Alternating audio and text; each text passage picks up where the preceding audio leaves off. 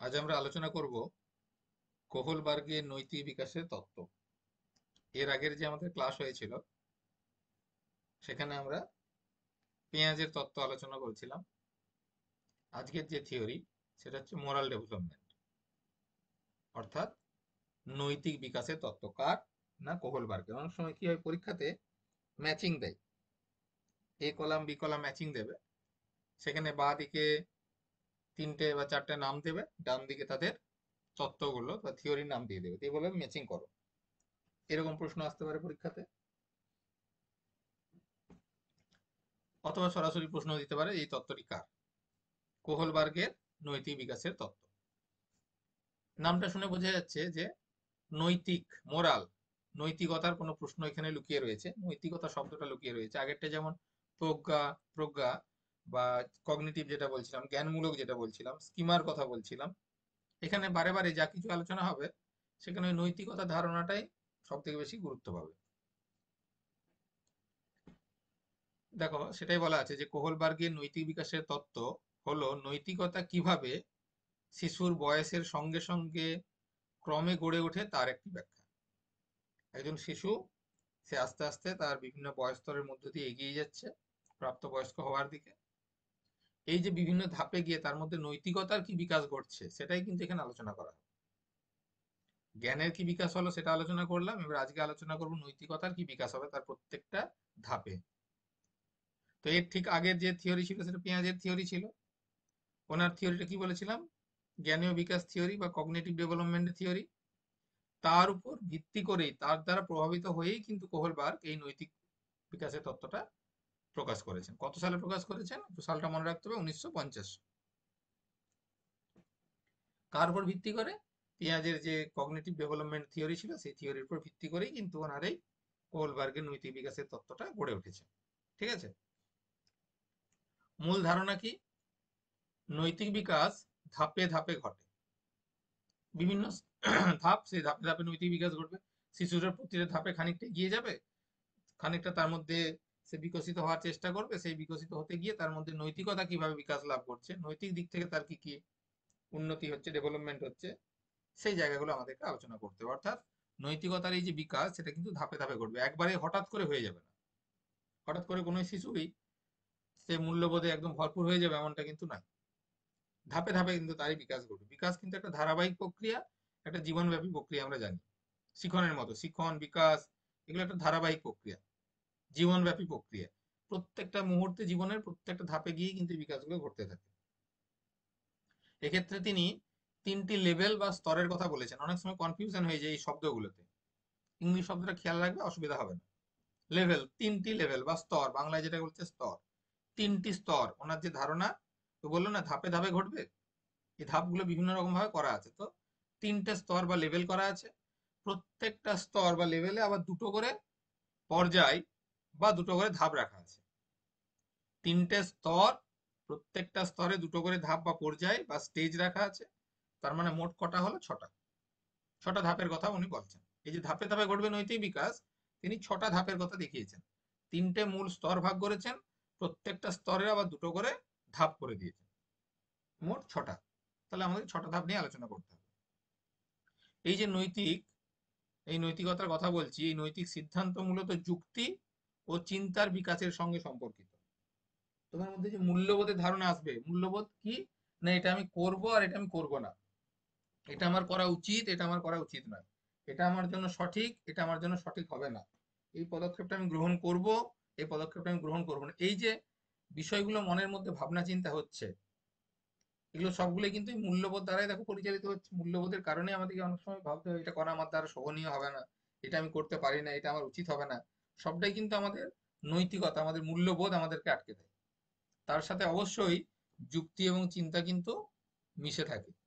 তাহলে যুক্তি চিন্তার বিকাশের সঙ্গে সঙ্গেই কিন্তু এই নৈতিকতার বিকাশটাও ঘটে। ঠিক আছে? তাহলে এক নম্বর কি বললাম? ধাপে ধাপে হয়। তিনটে স্তর বা লেভেলের কথা বলেছেন, প্রত্যেকটাতে দুটো করে পর্যায় বা ধাপ রয়েছে, অর্থাৎ মোট ছটি ধাপ বা পর্যায় বা স্টেজ রয়েছে। ধাপ, পর্যায়, স্টেজ একদিকে যাবে, স্তর আর লেভেল একদিকে যাবে। লেভেল লয়কার ভয়কার লয় এরকম বাংলা বানানো দিতে পারে, তিনটি স্তরের কথা বলতে পারে, স্টেজ বলতে পারে, ধাপ বলতে পারে, পর্যায় বলতে পারে, গুলিয়ে ফেলবে না। তিনটি স্তর বা লেভেল, 6টি ধাপ বা পর্যায় বা স্টেজ।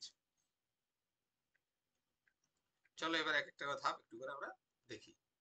প্রথম যেটা একদম প্রথম স্তর 1 যেটাকে বলা হচ্ছে, প্রথম যেটা দেখো, এই যে তিনটি স্তরের কথা পেলাম, তিনটি স্তর তাহলে বা লেভেল, প্রথম স্তরটা আমরা আলোচনা করব। লেভেল 1, স্তর 1 কি? প্রাক প্রথাগত নৈতিকতা। প্রথাগত শব্দটাকে মাঝে রেখে তার ঠিক আগে একটা স্তর দেওয়া রয়েছে, ঠিক তারপরে একটা স্তর দেওয়া রয়েছে। ভালো করে শোনো কথাটা। প্রথাগত এই শব্দটাকে, এই কনভেনশনাল প্রথাগত শব্দটাকে, প্রথাগত নৈতিকতা এই শব্দটাকে মাঝে রাখা হয়েছে, মাঝে রেখে তার আগে একটা স্তর দেওয়া হচ্ছে, সেটা হচ্ছে প্রাক প্রথাগত, আর তারপরে একটা দেওয়া হবে স্তর প্রথাগতর পরে, তার নাম দেওয়া হচ্ছে উত্তর প্রথাগত। কারণ প্রথাগতটা মাঝে রইলো, তাই না? ব্যাপারটাই হলো, তার প্রথাগতকে মাঝে রেখে তার আগে হচ্ছে প্রাক প্রথাগত, প্রি কনভেনশনাল, আর ঠিক কনভেনশনাল মাঝে রইলো, তারপরে আরেকটা আমরা স্টেপ দেখতে পাচ্ছি। তিনটে আমরা স্তর দেখতে পাচ্ছি বা লেভেল দেখতে পাচ্ছি। সময়টা কত? এই যে স্তর 1 এর কথা বলছে, লেভেল 1 এর কথা বলছে, সময়টা হচ্ছে প্রায় 4 থেকে 10 বছর, প্রায় 4 থেকে 10 বছর।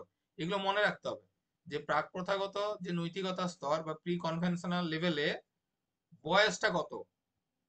আমরা ওখানে পেঁয়াজের ক্ষেত্রে 4টা বয়স স্তর পেয়েছিলাম, মনে আছে কারো? কত থেকে কত ধাপগুলো ছিল? 4টা আমরা কিন্তু ধাপ পেয়েছিলাম ওখানে। সেন্সরি মোটর স্টেজ মনে পড়ছে, যেখানে 0 থেকে 2 বছরের কথা বলা হয়েছিল। তারপর একটা স্টেজ ছিল যেখানে 2 থেকে 7 বছরের কথা বলা হয়েছিল, প্রি অপারেশনাল।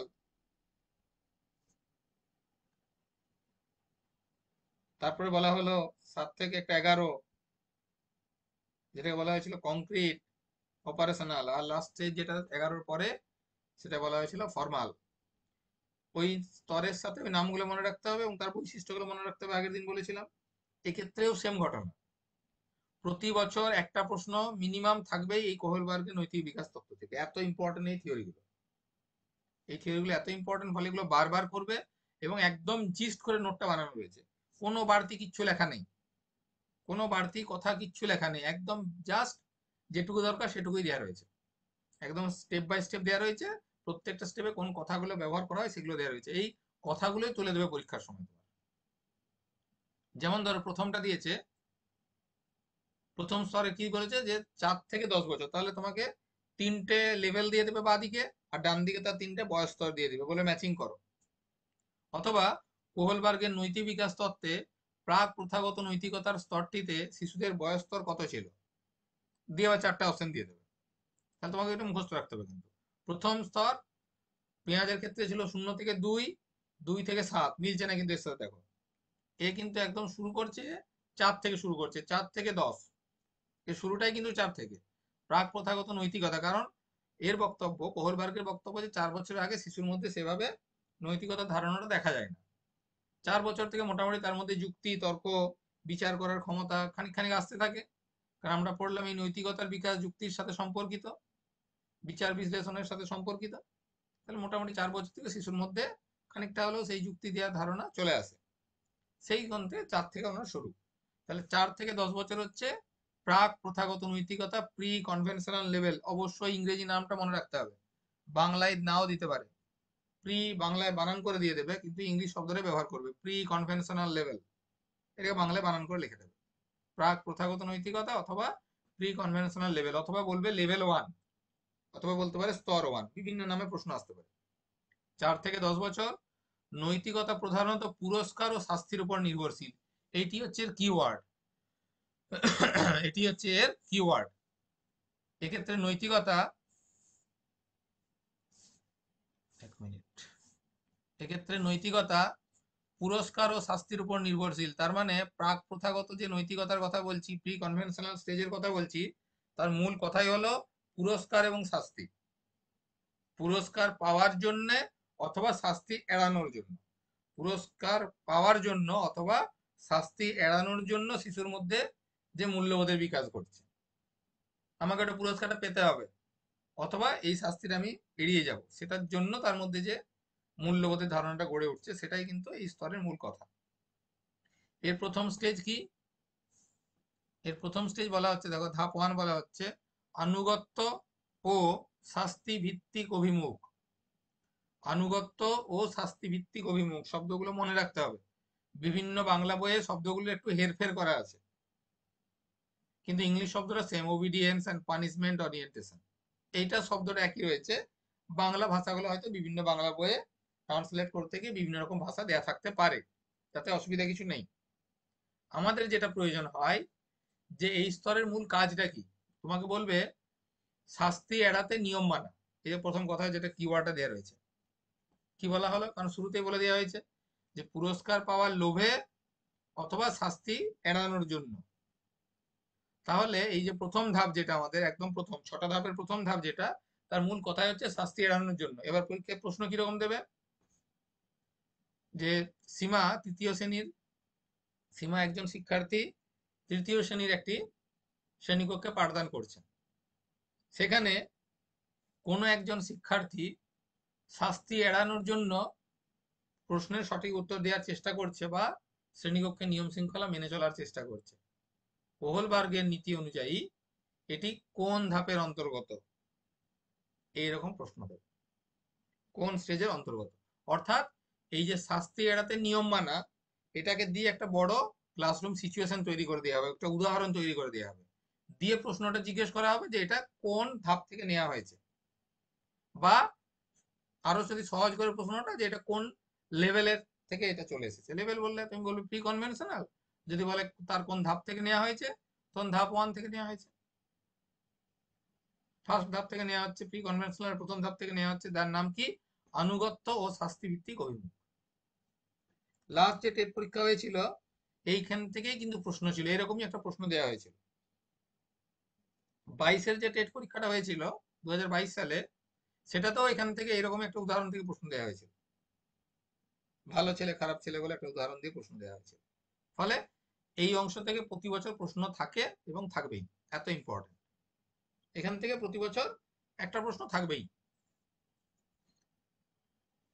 শাস্তি এড়াতে নিয়ম মানতে হচ্ছে, অথবা খারাপ কাজ করলে শাস্তি হবে, এটাই তার মূল চিন্তা।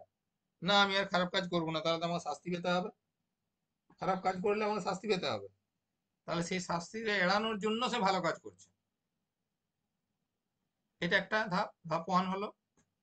2 নম্বর ধাপ কি, প্রথম স্তরের 2 নম্বর ধাপ, ব্যক্তিগত স্বার্থ বা পারস্পরিক সুবিধার অভিমুখ, ইন্ডিভিজুয়ালিজম অ্যান্ড এক্সচেঞ্জ ওরিয়েন্টেশন। কি জন্য, না নিজের লাভ ক্ষতির ভিত্তিতে সিদ্ধান্ত নিচ্ছে যে কোনটা করলে আমার লাভ হবে, কোন কাজটা করলে আমার ক্ষতি হবে। এই লাইনটা পরীক্ষাতে এসেছিল, আমি গ্রিন মার্ক করে রাখছি, ঠিক এই লাইনটাতে পরীক্ষায় দিয়ে প্রশ্ন এসেছিল। লাভ ক্ষতির হিসেব করছে, তুমি যদি আমার জন্য কিছু করো আমি তোমার জন্য কিছু করব, তাই না, ওই সে বলে না গিভ অ্যান্ড টেক পলিসি। তুমি যদি আমাকে কিছু দাও তাহলে আমি তোমাকে কিছু দেবো, তুমি যদি আমাকে সহযোগিতা করো আমি তোমাকে সহযোগিতা করব, তুমি আমাকে দেখলে আমি তোমাকে দেখবো, আমরা এইভাবে ব্যবহার করি কথাগুলো। তার মানে কি, লাভ ক্ষতির হিসেব করছে, নিজের ব্যক্তিগত স্বার্থ সিদ্ধি করার চেষ্টা করছে, বা পারস্পরিক সুবিধার অভিমুখ, পারস্পরিক সুবিধাটা দেখে নিচ্ছে যে তুমি আমাকে যদি সাহায্য করো আমি তোমাকে সাহায্য করবো, দুজনেরই উপকার হবে, দুজনেরই কাজে লাগবে।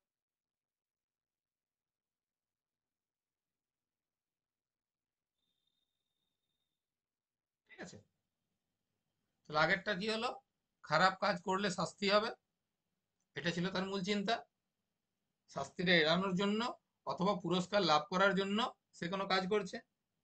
দ্বিতীয়টা হলো যে নিজের লাভ ক্ষতি, তুমি যদি আমাকে সহযোগিতা করো, সাহায্য করো, কিছু দাও, তবে আমি তোমাকে সহযোগিতা করবো বা তোমার জন্য কিছু করব। এই উদাহরণটা তুলে দেবে পরীক্ষার সময়, যে তুমি যদি আমার জন্য কিছু করো আমি তোমার জন্য কিছু করব। কোহলবার্গের নৈতিক বিকাশের তত্ত্ব অনুযায়ী এটি কোন লেভেলের অন্তর্ভুক্ত, প্রাক প্রথাগত নৈতিকতা, প্রথাগত নৈতিকতা, উত্তর প্রথাগত নৈতিকতা, এদের কোনোটিই নয়। 4টি অপশন দিয়ে দেবে, পরীক্ষায় বলবে স্যার বিরাট জটিল প্রশ্ন এসেছে, কিন্তু দেখো মোটেও জটিল নয়, তুমি যদি একটু পড়ে যাও ঠিক করে এর থেকে সোজা প্রশ্ন হয় না। কিন্তু যদি পড়া না থাকে এর প্রশ্নের উত্তর তুমি কোনোদিন দিতে পারবে না। প্রথম ধাপ হলো কি, প্রাক প্রথাগত নৈতিকতা, এই প্রথম স্তর হলো প্রাক প্রথাগত নৈতিকতা, যার মধ্যে দুটো ধাপ আলোচনা করলাম। 3 নম্বর ধাপ, তার মানে আমরা চলে এলাম এখন দ্বিতীয় লেভেলে, লেভেল টু। লেভেল টুতে আমরা চলে এলাম। 3 নম্বর ধাপ, টোটালটা কিন্তু কাউন্ট হবে 1 2 3 4 5 6, কারণ ধাপ থেকেও প্রশ্ন আসতে পারে, লেভেল থেকেও প্রশ্ন আসতে পারে। তুমি আমার উপকার করলে আমি তোমার উপকার করবো। কোন লেভেলের? তখন বলবে লেভেল 1, তার নাম এই। কোন ধাপের প্রশ্ন? 2 নম্বর ধাপের। ফলে ধাপ দিয়েও প্রশ্ন আসতে পারে, লেভেল দিয়েও প্রশ্ন আসতে পারে, আমাকে ওটা মনে রাখতে হবে। 3 নম্বর ধাপ শুরু করার আগে আমরা দেখে নিই যে বয়স স্তরটা কত। 10 থেকে 16। তাহলে আগেরটা পেয়েছিলাম 4 থেকে 10, এবারে শিশু কৈশোরে চলে আসছে 10 থেকে 16 মানে কৈশোরকাল। এখানে কি বেশি গুরুত্ব পাবে? সমাজ ও নিয়মের স্বীকৃতি প্রদান। এখানে সামাজিক ব্যাপারটা গুরুত্ব পাবে, এখানে নিয়ম নীতির ব্যাপারটা গুরুত্ব পাবে। আগেরটাই কি ছিল? পুরস্কারের লোভে অথবা শাস্তি এড়ানোর জন্য সে কাজ করছে, অথবা ব্যক্তিগত লাভ লোকসান দেখছে। এবার কি কি জিনিস দেখবে? সামাজিক ব্যাপারটা দেখবে, অর্থাৎ মিলেমিশে কাজ করার চেষ্টা করবে, অন্যদের সাথে দলগতভাবে একসাথে কাজ করার চেষ্টা করবে, দলের মধ্যে থাকার চেষ্টা করবে, অন্যদের চোখে ভালো হওয়ার চেষ্টা করবে, মানে একটা সামাজিকতার ধারণা, সামাজিক ভিত্তির ব্যাপার দেখতে পাচ্ছি। আর কি করবে? নিয়ম নীতিটাকে মানবে সে, তাকে স্বীকৃতি দেবে। এই দুটো শব্দ পেলাম এখানে, দুটো ধাপে দুটো কথা পাবো।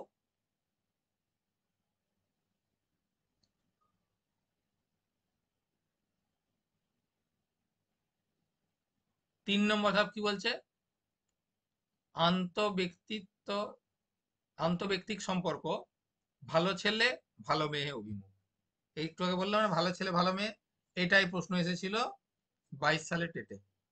ভালো ছেলে ভালো মেয়ে, ঠিক এই শব্দটাই তুলে দিয়েছিল। যদি প্রশ্নটা কেউ দেখো, 22 সালের টেটে এই প্রশ্নটা দিয়েছিল, ভালো ছেলে ভালো মেয়ে অভিমুখ কোন লেভেলে দেখা যায়, এই ধরনের প্রশ্ন ছিল।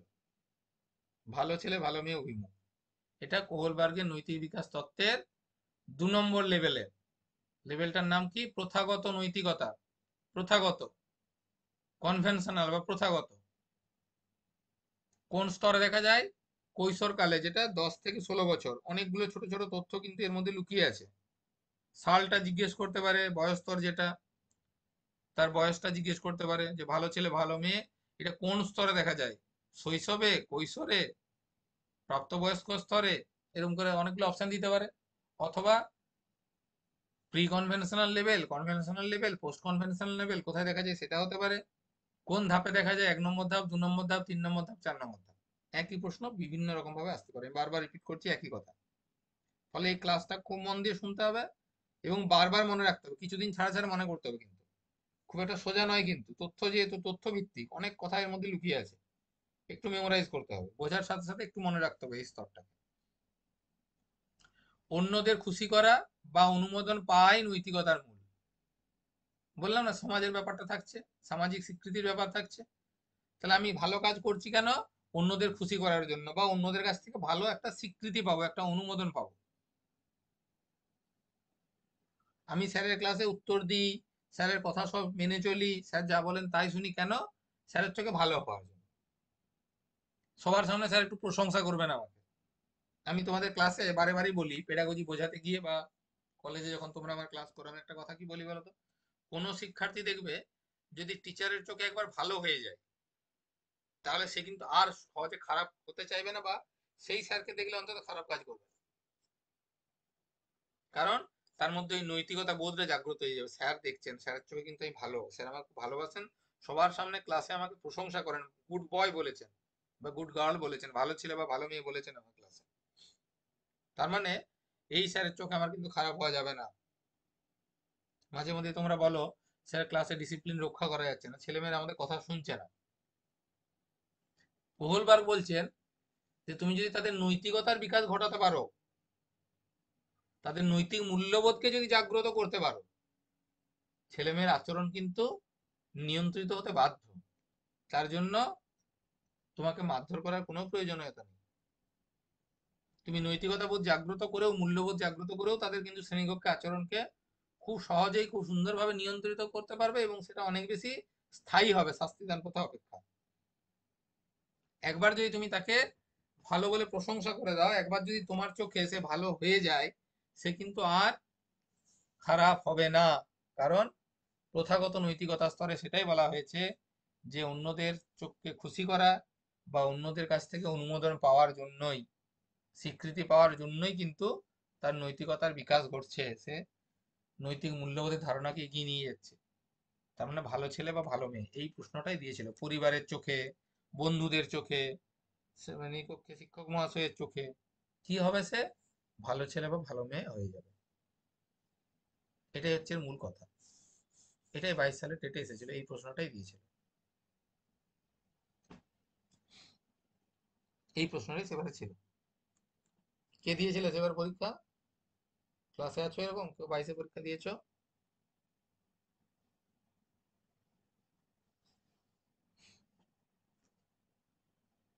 বেশ। 4 নম্বর ধাপে কি বলেছে? নিয়ম নীতির কথা বলবে। নিয়ম নীতি, হ্যাঁ, মাসুমা। দেখবে এই প্রশ্নটাই ছিল 22-এ টেটে, সেম প্রশ্নটাই ছিল। 4 নম্বর ধাপ, আইন ও শৃঙ্খলা অভিমুখ, social order, maintaining social order, সামাজিক নিয়ম নীতি সেগুলো মেনে চলবে সে। নিয়ম আইন কর্তব্য এগুলো মেনে নিচ্ছে সে, এটাই মূল কথা। কি না, সমাজে শৃঙ্খলা রক্ষা করা জরুরি, তার মধ্যে মনে ঢুকে গেছে যে সমাজের প্রয়োজন কি, সমাজে শৃঙ্খলা রক্ষা করাটা একান্ত দরকার। তার জন্য সে নৈতিক মূল্যবোধের ধারণাকে করবে। হ্যাঁ, সম্প্রতি তুমি হয়তো পরীক্ষা দিয়েছিলে, এই প্রশ্নটাই ছিল দেখো। হুম হুম। তাহলে 4 নম্বর ধাপ আমাদের হয়ে গেল। 4 নম্বর ধাপে আইনের কথা বলা হচ্ছে, নিয়ম নীতির কথা বলা হচ্ছে, সামাজিক শৃঙ্খলার কথা বলা হচ্ছে, আর 3 নম্বর ধাপে ভালো ছেলে ভালো মেয়ে ধারণাটা আমরা পেলাম। 4 নম্বর ধাপ কমপ্লিট। চলো 5 নম্বরে দেখি কি বলছে।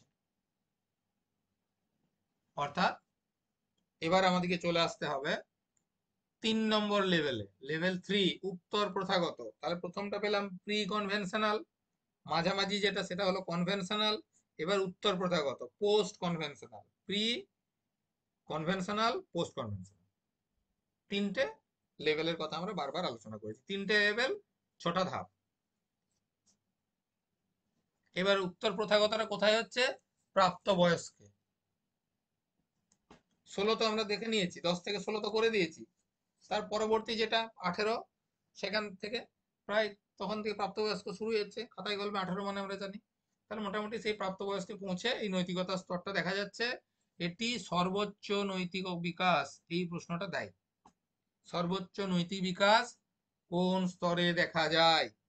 সর্বোচ্চ, নোট করবে, আমি যখন প্রশ্নগুলো বলে দেবো যে কোনগুলো ইম্পর্টেন্ট, ভালো হয় যদি একটু খাতা পেন নিয়ে বসো। সর্বোচ্চ নৈতিক বিকাশ কোন স্তরে দেখা যায়? তাহলে বলবো উত্তর প্রথাগত স্তরে বা পোস্ট কনভেনশনাল স্তরে। এটা মোটামুটি বয়স স্তর কোনটা থাকে না, শিশু যখন প্রাপ্তবয়স্ক স্তরে পৌঁছে যায়, প্রাপ্তবয়স্ক ব্যক্তিতে পরিণত হয়, তখন এটা দেখতে পাই। কি কি হয়? একজন প্রাপ্তবয়স্ক মানুষ কি কি জিনিস বোঝার চেষ্টা করে? সামাজিক চুক্তি, ব্যক্তিগত আমার অধিকার কি কি রয়েছে সেগুলো আমি বোঝার চেষ্টা করব, সোশ্যাল কন্ট্রাক্ট এবং ইন্ডিভিজুয়াল রাইটস। প্রাপ্তবয়স্ক হয়ে গেছে, তাকে বুঝতে হবে আমার কি অধিকার রয়েছে, কি রাইটস রয়েছে। আমরা মাঝে মাঝে বলি এটা আমার করা আমার অধিকার, আমার অধিকার আছে কথা বলার, আমার অধিকার আছে এই কাজটা করার, আমার অধিকার আছে বিষয়টা জানার। দেখবে 18-20 বছরের ছেলেমেয়েরা কিন্তু এই শব্দটাই ব্যবহার করে তারা বেশি। তাদেরকে যখন কেউ কিছু বাধা দিতে যায়, বারণ করে এটা করিস না, সে বলে আমার এটা করার অধিকার আছে, আমার একটা প্রশ্ন করার অধিকার আছে, আমার জানার অধিকার আছে, এরকম করে তারা কিন্তু বলে। কারণ সে ওই অধিকার দিয়ে সে কি করে নৈতিকতাটাকে বোঝার চেষ্টা করে।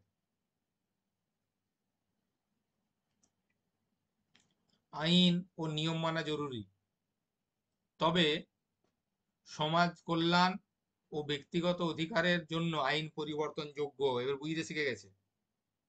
আগেরটা কি বলছিল বলতো? আইন মানতে হবে, নিয়মটা মানা জরুরি, সামাজিক রীতিনীতি মানা জরুরি, তখন বলছিল। এবার কি বলছে? নিয়ম মানা জরুরি, তবে যদি প্রয়োজন হয়, সমাজের প্রয়োজনে বা ব্যক্তিগত প্রয়োজনে, সমাজের প্রয়োজনে অথবা ব্যক্তিগত, আমাদের তো কিছু রাইটস অধিকার আছে, সেটাকে পরিপূর্ণ করার জন্য আইন পরিবর্তনযোগ্য, আমরা আইন প্রয়োজনে পরিবর্তন করা যেতে পারে, সে কিন্তু বলছে। ঠিক আছে, সমাজ কল্যাণ ও ব্যক্তিগত অধিকারের জন্য আইন পরিবর্তনযোগ্য। ন্যায়, সমতা, মানবাধিকার গুরুত্ব পায়, এই স্তরে কোনগুলো গুরুত্ব পায়? এই শব্দগুলো মনে রাখতে হবে। ন্যায়, সমতা, মানবাধিকার, এটা মানুষের অধিকার, এটা করতেই তো হবে তাকে, আইন পরিবর্তন করতে হবে প্রয়োজনে। মানুষের জন্য আইন, আইনের জন্য মানুষ নয়, এই যে কথাগুলো আমরা বলি, এগুলো সব প্রাপ্তবয়স্ক ব্যক্তিদের কথা।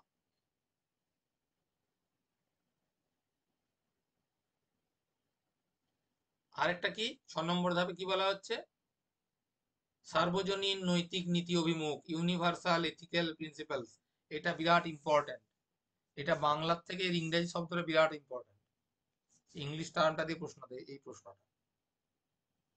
ইউনিভার্সাল এথিক্যাল, সর্বজনীন নৈতিক নীতি কি বলছে বিষয়টা একটু দেখো, ভাষাগুলো একটু মনে রাখতে হবে। ন্যায়, সত্য, বিবেক, মানবতার সর্বজনীন নীতি অনুসরণ করে। আর আইন অন্যায় হলে সেটি ভঙ্গ করাও নৈতিক কাজ হতে পারে। তার মানে আইন ভাঙা ভালো। কেন? না, আইনটা যদি অন্যায় হয়, তার মানে এখানে একটা ইউনিভার্সাল এথিক্যাল একটা ব্যাপার দেখতে পাচ্ছি আমরা, সর্বজনীন একটা নৈতিকতার নীতি পাচ্ছি। আইন করা আছে কিন্তু আইনটা মানুষের জন্য, ওই আইনটা যদি মানুষের ক্ষতি করে, প্রয়োজনে সে আইনটা আমরা ভঙ্গ করতে পারি। মানুষের কল্যাণে, দেশের কল্যাণে, দশের কল্যাণে আমরা করতে পারি। দেখো একটা জিনিস, খুন করা কিন্তু খারাপ না, খুন করা ভালো কাজ, চুরি করা ভালো কাজ, মিথ্যা কথা বলা ভালো কাজ। কখন ভালো কাজ? যদি সেটা জনগণের কল্যাণের জন্য হয়, 10 জনের কল্যাণের জন্য হয়, মানুষের উপকারের জন্য হয়। আজকে খুন করা যদি খারাপ কাজ হতো, আমি আগে হয়তো তোমাদের বলেছি, তাহলে বর্ডারে যিনি খুন করছেন, আমরা বলছি তাকে সৈনিক, বীর জওয়ান, তাকে কিন্তু প্রশংসা করা হচ্ছে, পুরস্কৃত করা হচ্ছে, প্রমোশন হচ্ছে তার। কেন? না, বর্ডারে তিনি 10 জন মানুষকে খুন করেছেন। আমরা মানুষ বলছি না, আমরা তখন শব্দের ব্যবহার করছি, জঙ্গিকে দমন করেছেন, হলো না? সেই 10 জন যে জঙ্গির কথা বলছি, তারা কিন্তু আবার উল্টো দিয়ে দেশে ছিল, তাদের কাছে কিন্তু তারা বীর জওয়ান হয়ে যাচ্ছে। বলবেন আমাদের 10 জন বীর জওয়ান শহীদ হয়েছে, তাদের দৃষ্টিভঙ্গিতে। আমাদের দৃষ্টিভঙ্গিতে তারা আমাদের কাছে শত্রু, তারা আমাদের কাছে জঙ্গি, আমাদের জওয়ানরা তাদের মেরে দিয়ে এসছে, মানে বিরাট প্রশংসনীয় কাজ। খুন করাটা অন্যায়, কিন্তু সেই অন্যায়টা যদি দশের কল্যাণে, দেশের কল্যাণে, জনগণের কল্যাণে করা হয়, তখন সেটা অন্যায় থাকছে না, সেটা ন্যায় হয়ে যাচ্ছে। সেই সৈনিক, সেই যখন তার পাড়ার, যখন বাড়িতে এসে পাড়ায় যদি কারোর সাথে তর্ক বিতর্কে একজন ব্যক্তিকে খুন করে দেয়, পুলিশ তাকে ধরে নিয়ে চলে যাবে, কিন্তু তাকে শাস্তি দেবে। সে বলবে আমি 10 জনকে খুন করে এলাম বর্ডারে, আমার প্রমোশন হলো, পাড়ায় এসে একজনকে মেরে দিয়েছি, আমার শাস্তি হলো। বিষয়টা সেটা নয়।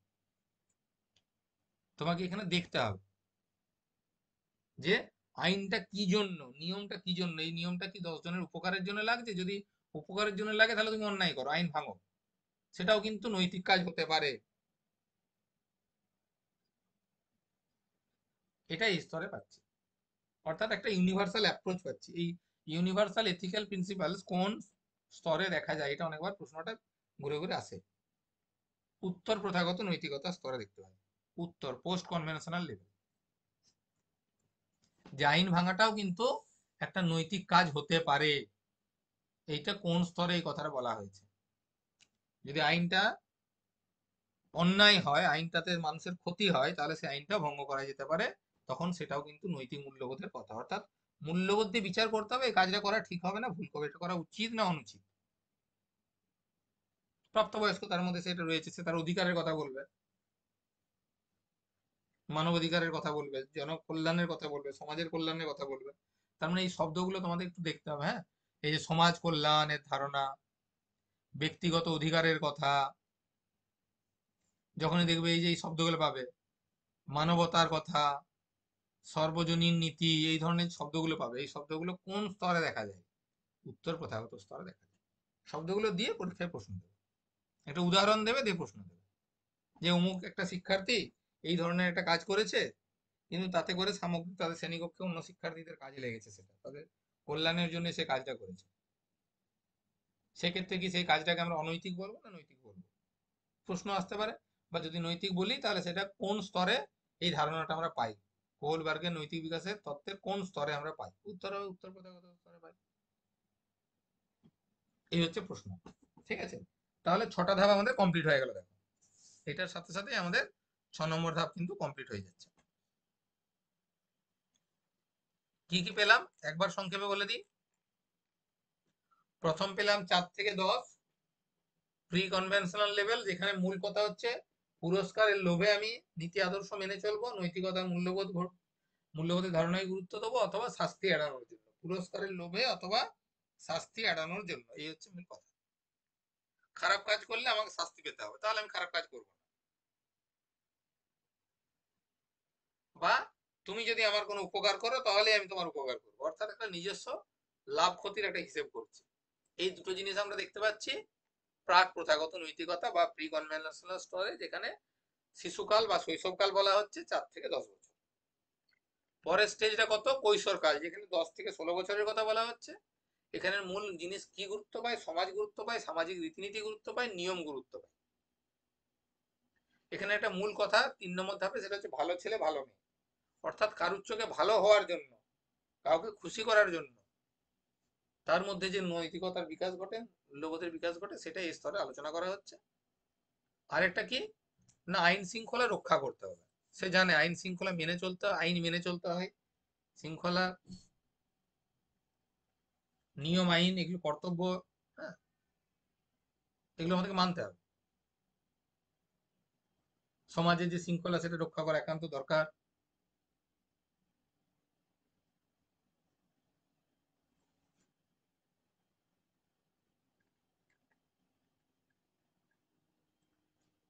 তিন নম্বর স্তর post conventional level. Post conventional level কোথায় না, প্রাপ্তবয়স্কে শিশু পৌঁছে গেল, এখানে সামাজিক চুক্তি বা ব্যক্তিগত অধিকারের ধারণাটা পাচ্ছি আমরা, যেখানে সমাজ কল্যাণের কথা বলছি, প্রয়োজনে আইনকে পরিবর্তন করা যেতে পারে। তাহলে প্রথমটাতে পেলাম, 5 নম্বর স্তরে পেলাম জনগণের কল্যাণে, জনগণের প্রয়োজনে নিজের ব্যক্তিগত অধিকার রক্ষা করার ক্ষেত্রে আইনকে পরিবর্তন করা যেতে পারে। 6 নম্বরে পেলাম, ওটাকে একটু ঘুরিয়ে বলা হলো যে কোনো আইন যদি মানুষের ক্ষতি করে তাহলে সে আইনটাকে আমরা ভঙ্গ করতে পারি, সেটাও নৈতিক কাজ। তাহলে আইন পরিবর্তনযোগ্য, প্রয়োজনে আইনটাকে ভাঙাও যেতে পারে, আইন ভেঙেও কাজ করা যেতে পারে। যখন বিপ্লব হয়, যখন রাষ্ট্রের বিরুদ্ধে যুদ্ধ ঘোষণা করে মানুষ, জনগণ, নিয়ম অনুযায়ী তো সেটা অন্যায়, সরকারের বিরুদ্ধে কথা বলা তো অন্যায়, কিন্তু মানুষ তো বলে যখন বিপ্লব হয় কি না, সমাজের প্রয়োজনে আইন ভাঙাটা ভালো কাজ, আইন ভাঙতে হবে। আমরা আইন অমান্য আন্দোলনের কথা পেয়েছিলাম, আমরা ডান্ডি অভিযানের কথা পেয়েছিলাম, সেই যে আইন ভাঙা হলো তার তো একটা যুক্তি ছিল। স্বাভাবিক চোখে মানুষ, তিনি আইন অমান্য আন্দোলন ডেকেছেন মানে তিনি বাজে লোক, কেন আইন অমান্য করবেন, এটা তো করা যায় না সমাজের। ওনার যুক্তি যে এই যে আইন অমান্য করছি এটা জনগণের কল্যাণের জন্য করছি, এই আইনটা জনগণ বিরোধী আইন, এই আইন আমরা মানবো না, এই আইনকে ভঙ্গ করতে হবে। এটাই আমাদের নৈতিকতা। মাঝে মাঝে আমরা দেখি সরকার কোনো বিল নিয়ে এলে অন্যান্য যারা বিরোধী দল রয়েছে বা অন্য রাজনৈতিক শক্তি রয়েছে তারা রাস্তায় নেমে বিক্ষোভ প্রদর্শন করেন, আইনটা ভাঙার চেষ্টা করেন। যখন কোনো কিছু ঘেরাও হয়, আন্দোলন হয়, ব্যারিকেড ভাঙার চেষ্টা করেন। এগুলো কিন্তু এই স্তরেরই জিনিস। দেখো প্রত্যেকটা কিন্তু এই স্তরের সাথে সম্পর্কিত, প্রত্যেকটা ঘটনা এই স্তরের সাথে সম্পর্কিত। কেন? যারা শিক্ষকরা যে ব্যারিকেড ভেঙে দিয়ে চলে আসছে, ব্যারিকেড ভাঙা অন্যায় কাজ বলছে না, সরকার যে আইনটা করছে সেই আইনটা আমাদের বিরুদ্ধে গেছে, সেটা জনগণের জনকল্যাণের বিরুদ্ধে গেছে, ওই আইনটা আমরা মানবো না, তার জন্য আমরা এই আইন ভাঙছি, ব্যারিকেড ভাঙছি, আন্দোলন করছি। এটা আমাদের নৈতিকতার একটা প্রশ্ন, নৈতিকতাকে বজায় রাখার জন্যই আমরা আন্দোলন করছি। তাহলে সেটাই উত্তর প্রথাগত নৈতিকতা স্তরে দেখতে পাচ্ছি। একদমই তাই। বর্তমানে যে ঘটনা আমরা খবরের চ্যানেল দেখতে পাচ্ছি, তার এটাই, এটারই তার প্রতিফলন দেখতে পাচ্ছি আমরা। তাহলে এটা খুব ইম্পর্টেন্ট স্তর। এটা বলেছে না সর্বোচ্চ নৈতিক বিকাশ, দেশের সাথে, দশের সাথে, জনকল্যাণের সাথে এখানে কাজ করা হচ্ছে, খুব ইম্পর্টেন্ট এই স্তর। এই 3টে স্তরের মাধ্যমে একটা মানুষের পুরো জীবনটাকে উনি ব্যাখ্যা করার চেষ্টা করেছেন। 3টে স্তর, 6টা ধাপ বা স্টেজ বা পর্যায়। ঠিক আছে, আশা করি ক্লিয়ার হয়েছে। একবার দেখে নিয়ে, একটা গ্ল্যান্স 6টা ধাপকে একবার দেখে নিয়ে একটা ছকের মধ্যে করে দিয়েছি। এই ছকগুলো তোমাদের পরীক্ষার সময় যাতে দ্রুত তোমরা রিভিশন করতে পারো তার জন্য এইভাবে ছোট ছোট করে বানিয়ে দেবো ছকগুলো। পরীক্ষার সময় ডিটেলস পড়া যাবে না, একবার জাস্ট সহজে এতে চোখ বুলিয়ে নিতে পারো। ঠিক আছে, তার জন্য করা হচ্ছে। দেখো, প্রাক প্রথাগত নৈতিকতায় দুটো ধাপ পেলাম, প্রথমে শাস্তি এড়ানো হলো, আর দ্বিতীয় ক্ষেত্রে তুমি আমার উপকার করলে আমি তোমার উপকার করব, ব্যক্তিগত লাভ ক্ষতির হিসাব করা হলো। প্রথাগত 3 আর 4 নিয়ে প্রথাগত হলো 3 নম্বর পর্যায়ে বা স্টেজ, এবং 4 নম্বর স্টেজকে নিয়ে ভালো ছেলে ভালো মেয়ে এবং আইন শৃঙ্খলা রক্ষা করা আমাদের দায়িত্ব কর্তব্য। উত্তর প্রথাগত নৈতিকতা কি পেলাম? 5 নম্বর ধাপ, 6 নম্বর ধাপ। সেখানে সামাজিক চুক্তি অধিকারের কথা বলা হচ্ছে, প্রয়োজনে আইন পরিবর্তন করার কথা বলা হচ্ছে, এবং একটা সার্বজনীন নীতি পাচ্ছি, দরকার হলে আইন ভঙ্গ করতে হবে। এই কথাগুলো আমরা পেলাম। কটা স্তর? স্যার 3টে স্তর। কটা ধাপ রয়েছে? 6টা ধাপ রয়েছে। একদম সহজ করে মনে রাখবে, 3টে স্তর, 6টা ধাপ। বেশ,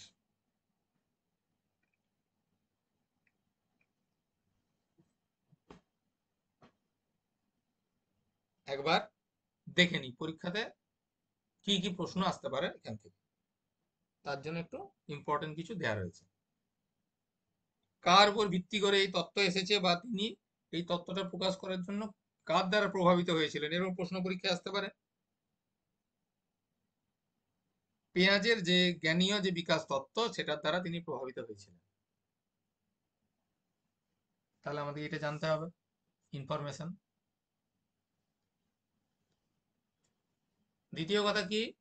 নৈতিকতা হলো চিন্তার বিকাশের ফল। খুব দামি শব্দ। নৈতিকতা কিসের বিকাশের ফল? চিন্তার, রিজনিং, যুক্তির, চিন্তা যুক্তির একটা বিকাশের ফল কিন্তু এই নৈতিকতা। ওই যে ভাব যে তুমি আমার উপকার করলে আমি তোমার উপকার করব, স্যারের শাস্তিটা এড়ানোর জন্য আমাকে পড়তে হবে, সবগুলো কিন্তু সে চিন্তা করেছে, তার মধ্যে যুক্তি দিচ্ছে, তারপর কাজটা করছে। কিন্তু নৈতিক বিকাশ হঠাৎ করে ঘটে না, এটা ধাপে ধাপে ঘটে, এবং ধাপগুলো কিন্তু তার মধ্যে একটা ইউনিভার্সাল অ্যাপ্রোচ রয়েছে।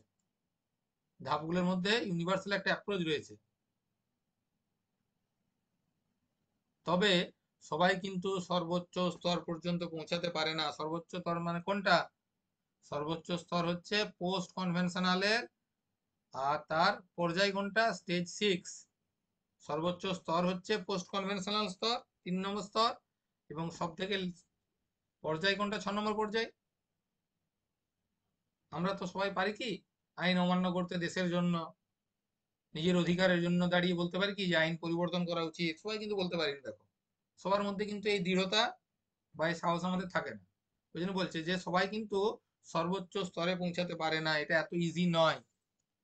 সবাই সর্বোচ্চ স্তরে কিন্তু পৌঁছাতে পারবে না।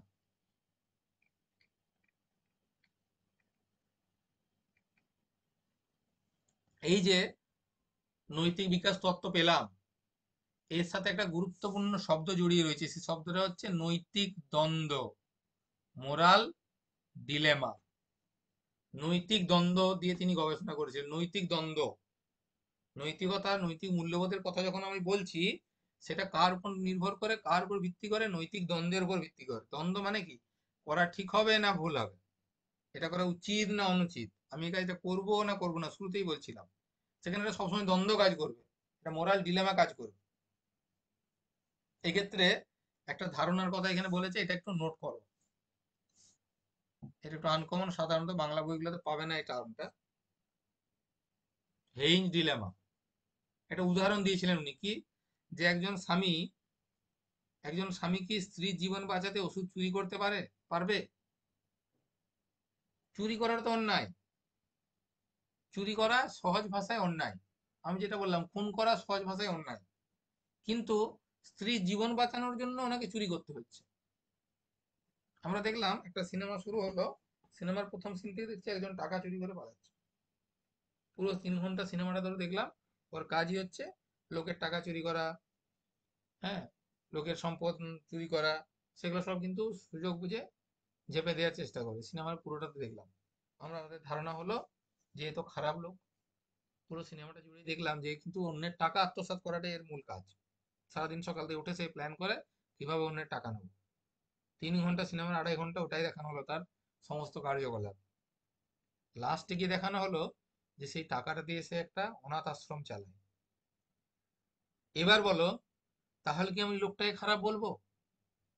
এই যে দ্বন্দ্ব কাজ করছে, একটা একটা কনফ্লিক্ট কাজ করছে, তাহলে কি চুরি করাটা কি, তাকে চোর বলবো, তাকে শাস্তি দেওয়া উচিত? এই চুরির টাকা দিয়ে সে চুরি, কার টাকা চুরি করেছিল? সে সমাজে যারা অন্যায়ভাবে টাকা অর্জন করেছে, যারা অন্যকে ঠকিয়ে বড়লোক হয়েছে, সে কি করেছে? তাদের টাকা চুরি করে অনাথ আশ্রম চালাচ্ছে। এবার বলো তার কাজটা ভালো না খারাপ? দেখো, একটা দ্বন্দ্ব তৈরি করে দেওয়া হলো। চুরি করা খারাপ, কিন্তু স্ত্রীর জীবন বাঁচানোর জন্য ওর কাছে আর কোনো উপায় নেই, তখন তিনি যদি ওষুধ চুরি করেন, তাহলে কি সেটাকে আমরা খারাপ বলবো? এই যে দ্বন্দ্ব, এই যে মোরাল ডিলেমার মধ্যে দিয়ে তিনি কিন্তু তার এই গবেষণাটাকে এগিয়ে নিয়ে গিয়েছিলেন। তিনি কি বললেন? প্রয়োজনে আইন ভাঙা যেতে পারে, প্রয়োজনে আইন পরিবর্তন করা যেতে পারে, প্রয়োজনে ভালো কাজের জন্য, সমাজের মঙ্গলের জন্য চুরি করা যেতে পারে, মিথ্যা কথা বলা যেতে পারে। এই একই ঘটনা আমরা দেখতে পাবো যখন যুদ্ধ হচ্ছে পাণ্ডবদের সাথে কৌরবদের। যুধিষ্ঠিরকে দিয়ে কিন্তু মিথ্যা কথা বলানো হলো, এটা বৃহত্তর স্বার্থে কিন্তু। সেখানেও কিন্তু একটা দেখো ডিলেমা লুকিয়ে ছিল, বলাটা উচিত না অনুচিত, কিন্তু এটা বৃহত্তর স্বার্থের কথা ভেবে একটা ইউনিভার্সাল অ্যাপ্রোচ সেখানে কাজে লাগিয়ে তিনি কিন্তু একটা কথাটা ঘুরিয়ে বললেন, অশ্বত্থামা ইতি গজ। অশ্বত্থামাটা মারা গেছে, হত হয়েছে, অশ্বত্থামা হত হয়েছে জোরে বললেন, আর ইতি গজটা আস্তে করে বললেন। তাহলে কি মিথ্যা কথা বলাটা অন্যায়? বলছে না, যদি 10 জনের ভালোর জন্য সামগ্রিক একটা সার্বজনীন অ্যাপ্রোচ যার মধ্যে রয়েছে, তাই কাজ করার জন্য যদি মিথ্যাটা বলতে হয়, তাহলে সেটা কিন্তু মিথ্যা থাকছে না তখন আর। এই দ্বন্দ্বটাকে নিয়ে উনি কাজ করছেন। এখানে কি বলছেন দেখো, উত্তর নয়, বরং যেভাবে যুক্তি দিয়ে উত্তর দেয়া হয় সেটাই আসল বিষয়। কোর্টে গিয়ে কোর্টে গিয়ে দুপক্ষের উকিল দাঁড়িয়ে রয়েছে, আর ওখানে দেখা যাচ্ছে চোখটা কালো কাপড়ে বাঁধা। তিনি ফ্যাক্টটাকে দেখে কখনো বিচার করছেন না, মানে চুরি হয়েছে সেটা দেখে একজন চোরকে শাস্তি দেবেন না। উনি শুনতে চাইছেন যে কোন পরিবেশ পরিস্থিতিতে উনি চুরি করেছেন, উনি কি বাধ্য হয়েছেন চুরি করতে, এই চুরির পেছনে কি কোনো অন্য কোনো কারণ লুকিয়ে ছিল, নাকি উনি স্বভাব সিদ্ধ চোর, চুরি করার জন্য চুরি করেছেন, নাকি এর পেছনে কোনো ভালো উদ্দেশ্য লুকিয়েছিল, এটা তিনি শুনতে চান, জানতে চান। এবার উকিল যেভাবে সেটাকে উপস্থাপন করবে, যে যুক্তি দিয়ে উত্তরটা দেবে, সেটাই সঠিক। তার মানে ভুল বলে কিছু হয় না। চুরি করা অন্যায় নয়, খুন করা অন্যায় নয়, মিথ্যা কথা বলা অন্যায় নয়, যদি সেগুলো সবগুলোই জনগণের কল্যাণের জন্য তৈরি করা হয়, জনমানুষের উপকারের জন্য যদি করা হয়। এটাই হচ্ছে মূল বিষয়, অর্থাৎ একটা নৈতিক দ্বন্দ্ব থাকবে তার মধ্যে। হয়তো পরীক্ষায় প্রশ্ন দেবে যে হেইঞ্জ ডিলেমা এটি কার তত্ত্বের সাথে জড়িয়ে আছে, শব্দটা একটু জেনে রাখবো। প্রতিটি পূর্ববর্তী ধাপ প্রতিটি ধাপ পূর্ববর্তী ধাপের চেয়ে উন্নত নৈতিক চিন্তা প্রকাশ করে। স্বাভাবিক, শিশুর বয়স বাড়ছে, আমরা তো নৈতিক বিকাশের কথা বলছি, মোরাল ডেভেলপমেন্টের কথা বলছি, তাহলে আগের ধাপের থেকে পরের ধাপে তার বিকাশ বেশি হবে, এটাই স্বাভাবিক। নতুন কি কথা, ওটাই ওনার স্তরগুলোর বৈশিষ্ট্য। বয়স বৃদ্ধির সঙ্গে সঙ্গে জ্ঞানীয় বিকাশ, এবং তার থেকে হচ্ছে নৈতিক বিকাশ। আমরা জানি যে, হ্যাঁ মাসুম একদমই ঠিক বলছে। জাস্টিসের কথা দেখো, এই প্রশ্নটাই জাস্টিসে দিয়েছিল, জাস্টিসের এই প্রশ্নটাই এসএসসি তে দিয়েছিল, এখান থেকে প্রশ্নটা দিয়েছিল। উনি যে ফর্জারিটা করছেন, 9 কে 90 করে দিচ্ছেন, এইটা একটা বিরাট বড় ফর্জারি। একটা চেকের উপর নট নট 9 কে 90 করে দিয়ে বিরাট বড় সাংঘাতিক অপরাধ, ফর্জারি, জালিয়াতি কেস। কিন্তু জালিয়াতিটা কেন করছে, তার পেছনের কারণটা কি, মোটিভ বলে না, ফোন যে করেছে, অন্যায় যে করেছে, ফর্জারি যে করেছে, তার মোটিভটা কি রয়েছে, এই মোটিভটা খুঁজে বার করতে হবে আমাদের। পুলিশের ইনভেস্টিগেশনের কাজ হচ্ছে মোটিভ খুঁজে বার করা, লয়ারের কাজ হচ্ছে বিচারকের সামনে মোটিভটা তুলে ধরে। যদি খারাপ উদ্দেশ্য নিয়ে করে, তাহলে খারাপ মোটিভ, তাহলে সেই পানিশমেন্ট পাবে। মোটিভটা যদি ভালো হয়, তাহলে কাজটা আর খারাপ থাকছে না তখন। প্রচুর, হ্যাঁ, সাম্প্রতিককালে প্রচুর ওয়েব সিরিজ বেরিয়েছে কিন্তু এই মোরাল ডিলেমার উপর। তোমরা দেখো কিনা আমি জানি না, বিভিন্ন যে সাবস্ক্রিপশন গুলো দেওয়া হয়, ওটিটি সাবস্ক্রিপশন গুলো থাকে, সেখানে দেখবে প্রচুর এই মোরাল ডিলেমা রিসেন্টলি প্রচুর সিনেমা তৈরি করা হয়েছে এই জাস্টিস নিয়ে।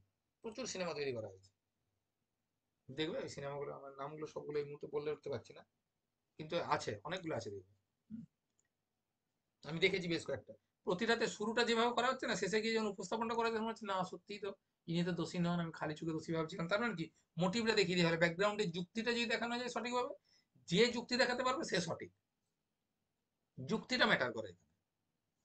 আর যেহেতু ওনার তত্ত্বটা, ওনার থিওরিটা পেঁয়াজের জ্ঞানমূলক বিকাশের উপর ভিত্তি করে গড়ে উঠেছে, তাহলে বয়স বাড়ার সাথে সাথে জ্ঞানমূলক বিকাশ ঘটবে, আর সেখান থেকে নৈতিকতার বিকাশ ঘটবে। নৈতিক বিকাশ কেবল বাইরের নিয়ম মানার ব্যাপার নয়।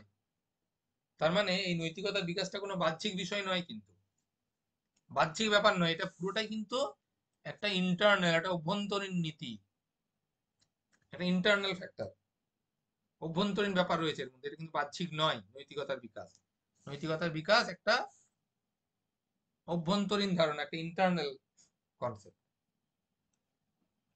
এটাকে পরিমাপ করা যায় না, এটা পর্যবেক্ষণযোগ্য। তুমি বলতে পারবে না যে মাসুমার তো দেখলাম 10 কেজি নৈতিক বিকাশ হয়েছে, কোনোদিন বলতে পারবে না। পরিমাপ করা যাবে না কোনো একক দিয়ে। এটা পর্যবেক্ষণযোগ্য, হ্যাঁ। এর মধ্যে সামাজিকতা আছে, এর মধ্যে মূল্যবোধের ধারণা আছে, এর মধ্যে নৈতিকতা বোধ রয়েছে, এগুলো পর্যবেক্ষণযোগ্য। আচরণের পরিবর্তন দেখে আমরা এগুলো পর্যবেক্ষণ করতে পারি। ফলে এই যে নৈতিকতার বিকাশ, এটা কিন্তু পরিমাপযোগ্য ধারণা নয়, এটা পর্যবেক্ষণযোগ্য। এটা একটা গুণগত বিষয়, এটা একটা অভ্যন্তরীণ বিষয়, এটা গুণগত ধারণা। এটা কোনো সংখ্যাগত বা পরিমাণগত ধারণা কিন্তু নয়, কোনো সংখ্যাগত বা পরিমাণগত ধারণা নয়। কিন্তু আমাদের কাজ কি বলতো, আমরা সমালোচক, আমাদের কাজ সমালোচনা করা। এত ভালো একটা থিওরি, এত দামি দামি কথা বলা হলো, তারপরে গিয়েও আমাদের কাজ কিন্তু সমালোচনা করতে হবে। সমালোচনা না করলে হবে না। আমরা সমালোচক, আমাদের কাজ হচ্ছে সমালোচনা করা। কে সমালোচনা করেছিলেন? ক্যারল গিলিগান, তিনি সমালোচনা করেছিলেন। প্রশ্ন আসতে পারে যে এই তত্ত্ব সমালোচকের নাম কি, ইনি এটার উপর সমালোচনা করেছিলেন। ক্যারল গিলিগান কি বলছেন? কোহলবার্গের এই তত্ত্ব নারী দৃষ্টিভঙ্গিকে উপেক্ষা করেছে, কারণ তার এই গবেষণা মূলত ছেলেদের উপর ছিল। অর্থাৎ কোহলবার্গের নৈতিক তত্ত্বে নারীরা অবহেলিত হয়েছে। সাংঘাতিক ঘটনা। সমালোচনা করতে হবে, আমাদের কাজ টেনে বার করতে হবে ভুল। বলছেন ওনার এই দৃষ্টিভঙ্গিতে, তার মানে আমাদের যে কথাটা ছিল জেন্ডার বায়াসনেস থাকা চলবে না, ওনার তত্ত্বে জেন্ডার বায়াসনেসের ধারণা পাচ্ছি আমরা। বেশ। তিনি বলেছিলেন নারী নৈতিকতা বেশি যত্ন ও সম্পর্ক ভিত্তিক। নারী নৈতিকতা বেশি যত্ন ও সম্পর্ক ভিত্তিক, কেবল ন্যায় বিচার নয়। ওনার যে কথাটা আর কি, এই ক্যারল গিলিন যে বলছেন আর কি,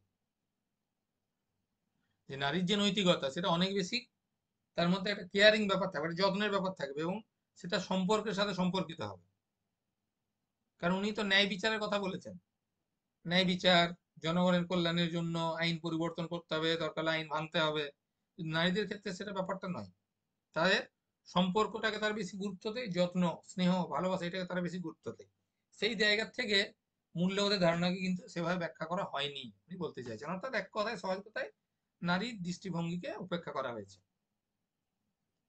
এবং অনেকে অনেকে বলছেন যে এটা যে ওয়েস্টার্ন যে কালচার, সেখানে এটা অনেক বেশি ইফেক্টিভ।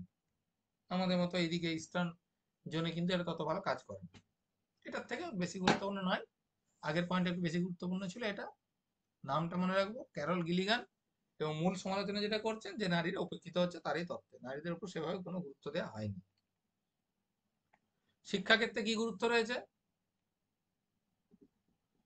শিক্ষার্থীদের নৈতিক শিক্ষা দিতে গেলে কেবল শাস্তি বা পুরস্কার নয়, শাস্তি, ভয় দেখাবো, দিয়ে বলবো নৈতিক মূল্যবোধের ধারণা গঠন হোক, বা পুরস্কারের লোভ দেখাবো, এইসব করলে কিন্তু শুধুমাত্র হবে না। তর্ক আয়োজন করো, আলোচনা সভার আয়োজন করো, নৈতিক দ্বন্দ্ব সমাধান করতে শেখাও, তবে গিয়েই তাদের মধ্যে কিন্তু মূল্যবোধের প্রকৃত বিকাশ ঘটবে। আজকে তোমরা পরীক্ষা দাও, তোমাদের একটা পেন দেবো, সেই লোভে লোভে তারা পরীক্ষা দিল, নৈতিকতার বিকাশ প্রকৃত হলো না কিন্তু। তাদেরকে বিভিন্ন বিষয় নিয়ে আলোচনা করার সুযোগ দাও, বিতর্ক সভার আয়োজন করো, আলোচনা সভার আয়োজন করো, বিভিন্ন ঘটনা তুলে ধরে তাদের মধ্যে নৈতিক দ্বন্দ্বের সৃষ্টি করার চেষ্টা করো, তবেই তুমি শিক্ষার্থীদের মধ্যে নৈতিকতার বিকাশ দেখাতে পারবে। তা না হলে কিন্তু হবে না। যদি এমন বলা হতো যে তুমি ভালো কাজ করো তোমাকে পুরস্কার দেবো, তুমি খারাপ কাজ করো তোমাকে শাস্তি দেবো, তাহলে কিন্তু নৈতিকতার ধারণা কাজ করবে না। আমি গত যে তোমাদের ক্লাস হয়েছিল, এখানে নয় কলেজের কথা বলছি, যে আমাদের অনুষ্ঠান হয়েছিল, আমি তোমাদের কিছু কথা বলেছিলাম যে এগুলো পরীক্ষার হলে করা তোমাদের উচিত, এগুলো উচিত নয়, তোমরা এটা ঠিকঠাক করোনি, এতে প্রতিষ্ঠানের নাম জড়িয়ে রয়েছে। আমি চেষ্টা করছিলাম তোমাদের মধ্যে একটা নৈতিক দ্বন্দ্ব তৈরি করা।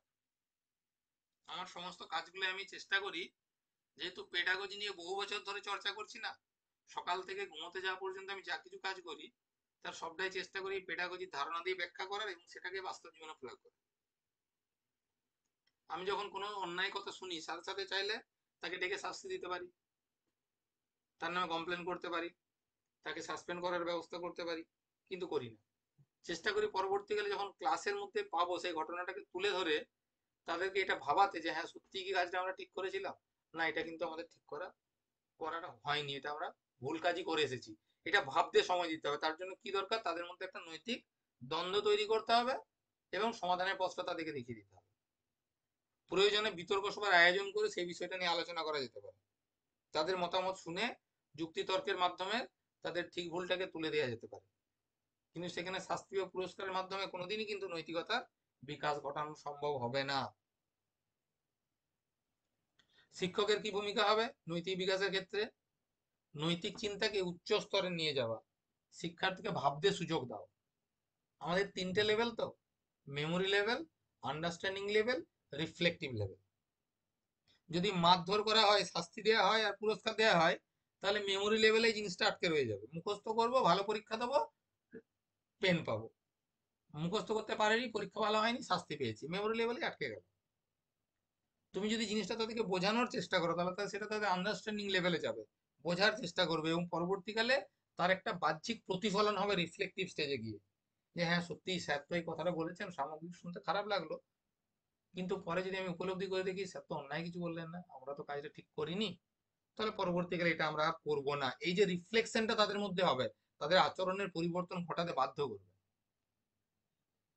এবং তারা তাদের এই যে চিন্তা ভাবনাটা কি হবে, একটা উচ্চ স্তরে গিয়ে তারা চিন্তা করার সুযোগ পাবে, হ্যাঁ সত্যিই তো এটা ভাবনা চিন্তা করার একটা বিষয়।